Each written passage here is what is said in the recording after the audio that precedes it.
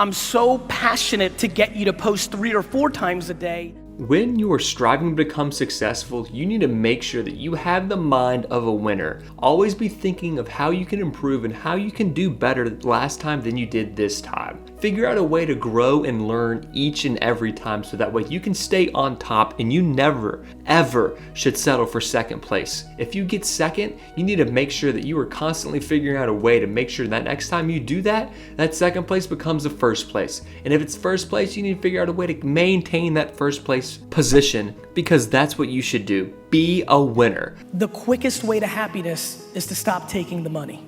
Make sure that nobody's doing anything better than you, and if they are, find a way to get better than them, and you need to stay on top of the game. Once you become first place, you need to make sure you're constantly still improving on how to increase that gap between first and second place. You don't want to strive to be the best and stop once you get there. You want to keep that goal pushing forward, trying to become better every single day, because once you become successful, you're going to try to keep that success, and you don't want your success to flop immediately. So it's all about your mindset and trying to become an absolute champion of whatever it is you're striving to do. No matter how long that takes you or how hard it is, you need to make sure that you buckle down and focus every time that you go out and do whatever that is, so you will be the best that you can be. And a lot of my ability to not worry about others was predicated on circumstance.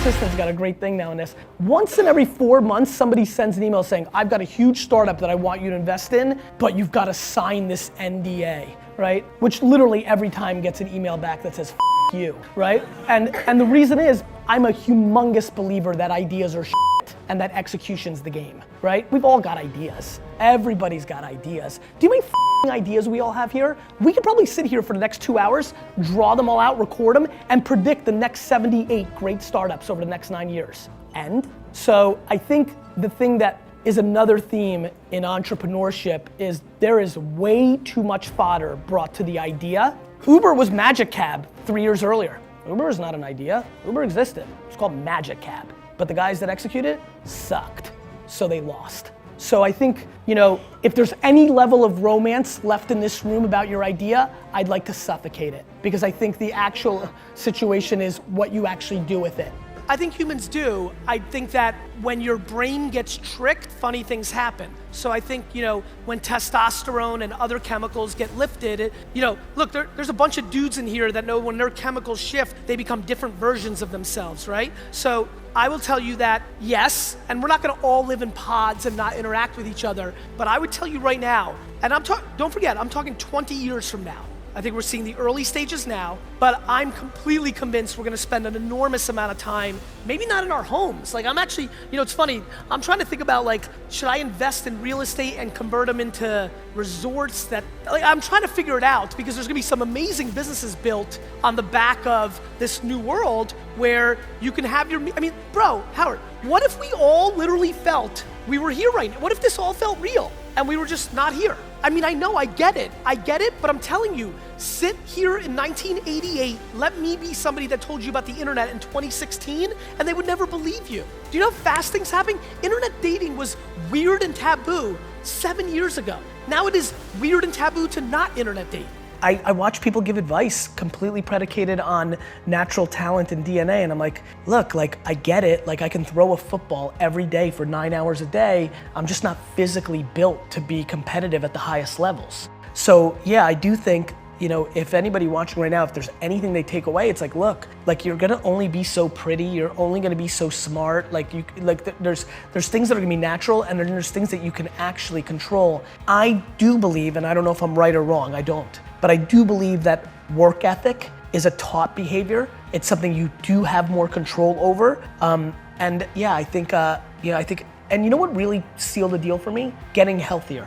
I was 38 years old and it didn't come natural to me. It didn't come natural to me at all. I hate the gym. I hate it now. I hate it, I don't like it, I don't wanna do it, but I knew it was important. And somewhere around midway through being 38 years old, I got serious, I figured out my system, I made the financial commitment, and I've won, right? And I'll never lose again, because the system was I needed to be accountable to another human being. I can do business on this thing, and over the next year, I went headfirst and learned about eBay. learned about what was going on in Amazon, started learning the early internet culture, and in 1996, I launched WineLibrary.com, one of the first 2 e-commerce wine businesses in America. From 1998 to 2003, in a 5-year window, I grew my dad's business from a $3 to a $60 million business on very, very important terms that matter to this entire room. I had no money. It was a $3 million business that had 10% gross profit, $300,000 before expenses. There was no marketing budget. What I needed is to make every penny work like a dollar. So the strategy became day trading attention. When you day trade attention, my friends, here's what you do.